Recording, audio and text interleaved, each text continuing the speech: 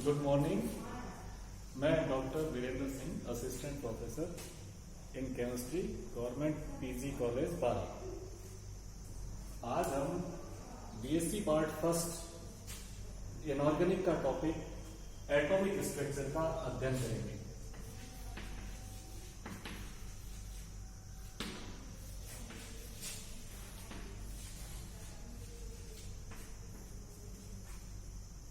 आप स्कूल में भी 11th और 12th में भी एटॉमिक स्ट्रक्चर के बारे में पढ़ चुके हैं।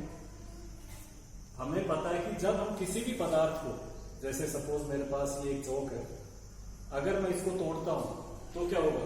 ये छोटे पार्ट में डिवाइड होगा, और तोड़ूंगा और छोटा होगा, और तोड़ूंगा और छोटा होगा। तो हमारे दिमाग में एक ये बात आएगी कि हम इसको कब तक तोड़ सकते हैं, और इसमें एक कोई लिमिट आएगी या नहीं आएगी जिससे कि और आगे नहीं टूटे। तो जॉन डाल्टन एक वैज्ञानिक थे 1808 में, उन्होंने बताया कि अगर हम किसी भी पदार्थ को तोड़ते हैं तो उसमें एक ऐसी स्थिति आती है कि उसका जो सबसे छोटा पार्ट जिसको हम और आगे नहीं तोड़ पाते, जो और आगे विभाजित नहीं हो सकता, उस सबसे छोटे पार्ट को हम क्या करें? उसने क्या कहा? परमाणु। क्या कहलाता है वो? परमाणु।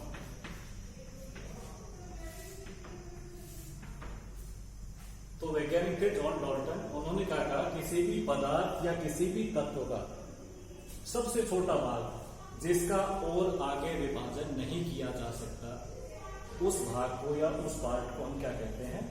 परमाणु। और उसने क्या बताया कि एक ही तत्व के सभी परमाणु, जितने भी परमाणु होंगे वो कैसे होंगे? उनके भौतिक और रासायनिक गुण कैसे होंगे? एक समान होंगे, यानी कि एक जैसे होंगे। उनके द्रव्यमान है, उनके रासायनिक गुण है, वो सब कैसे होंगे? एक जैसे होंगे। लेकिन बाद में जब और आगे अध्ययन हुआ धीरे धीरे, तो पता चला कि परमाणु के अंदर कुछ और छोटे पार्टिकल्स होते हैं। प्रोटॉन, इलेक्ट्रॉन, न्यूट्रॉन, इन पार्टिकल्स की खोज हुई। इन पार्टिकल्स को हम क्या कहते हैं? Fundamental particles. क्या कहलाते हैं ये? Fundamental particles. तो कौन कौन से फंडामेंटल पार्टिकल्स हैं? Proton,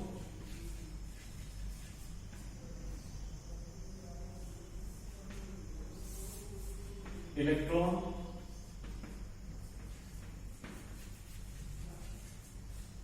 and neutron.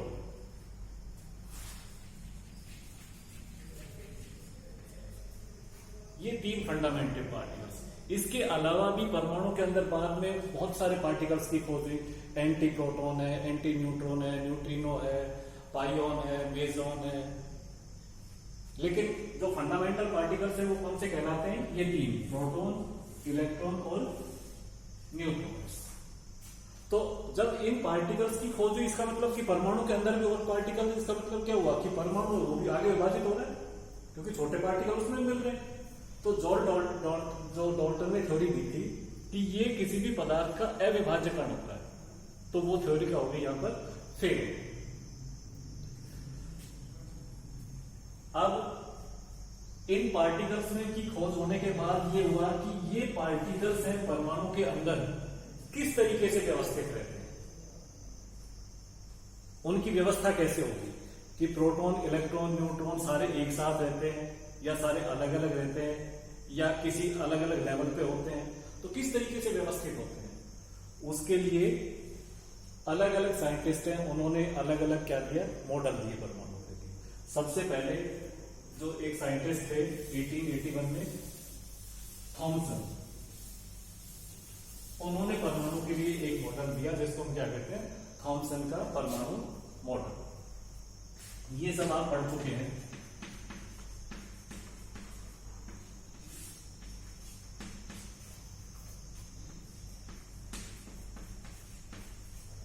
परमाणु मॉडल, उसमें क्या बताया कि जो हमारा परमाणु है, एटम है, वो एक धन आवेशित गोला है और उसके अंदर जो इलेक्ट्रॉन्स हैं वो डिस्ट्रीब्यूटेड होते हैं। जैसे वाटरमेलन होता है, उसका जो रेड पार्ट है वो तो क्या है, उसका पॉजिटिव पार्ट है, धनावेशित पार्ट, और उसके अंदर जो बीज है उनको हम क्या मान सकते हैं, नेगेटिव पार्ट है उसका। तो इस तरीके की व्यवस्था थी। उसने क्या कहा कि हमारा जो परमाणु है वो गोलाकार होता है और वो कैसा होता है, एक धन आवेशित गोला होता है, ठीक है। और उसमें इलेक्ट्रॉन्स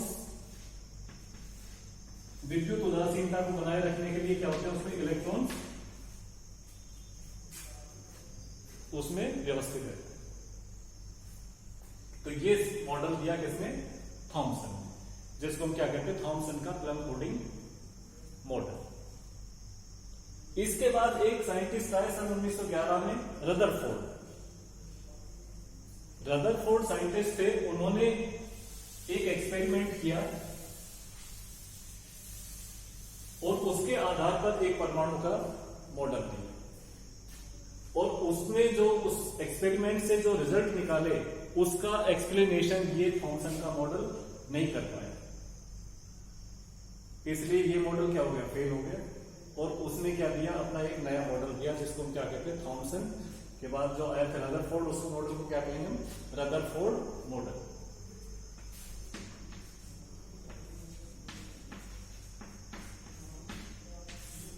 रदरफोर्ड का परमाणु मॉडल।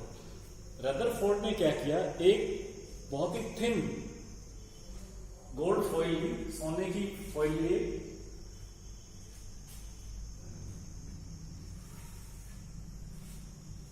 सोने की पत्ती ली,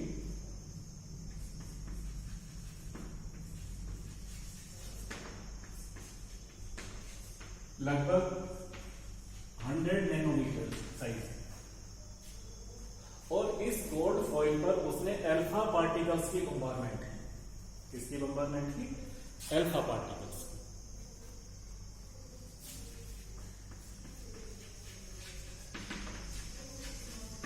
अल्फा पार्टिकल्स क्या होते हैं, द्विधन आवेशित हीलियम आयंस।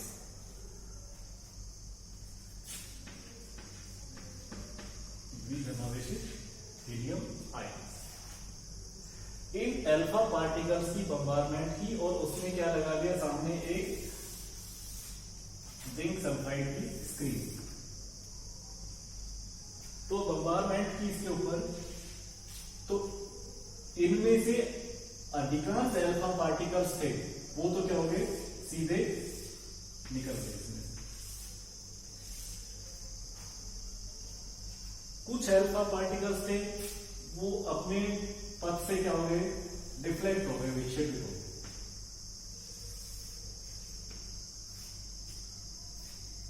और उसने क्या देखा कि 20,000 में से एक अल्फा पार्टिकल ऐसा था जो टकरा करके 180 डिग्री पर क्या हुआ, वापस इसी की तरफ रिफ्लेक्ट हो। इस एक्सपेरिमेंट की व्याख्या कौन नहीं कर पाया, हमारा थॉमसन।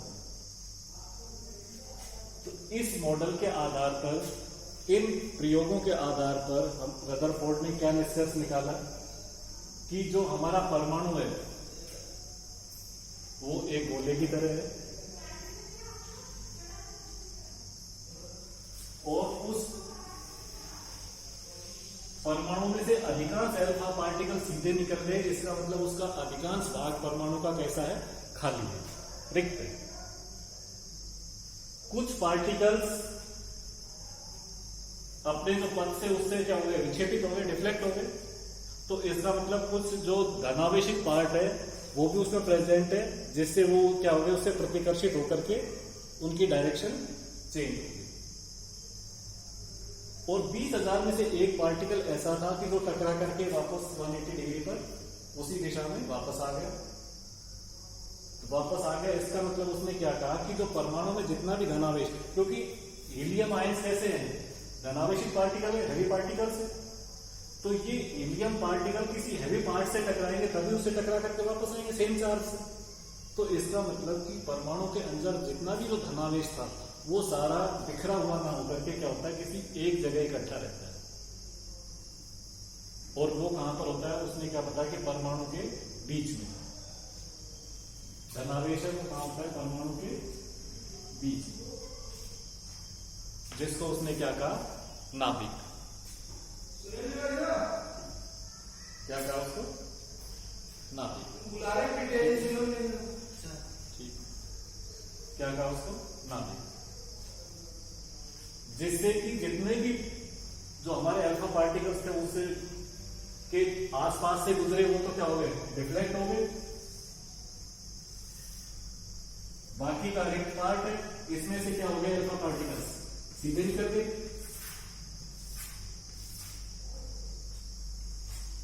और 20,000 में से एक पार्टिकल क्या था, जो टकरा करके, अगर इसमें के सेंटर में टकराया है तो वो टकरा करके क्या हो गया, वापस उसी पथ पर वापस आ गया।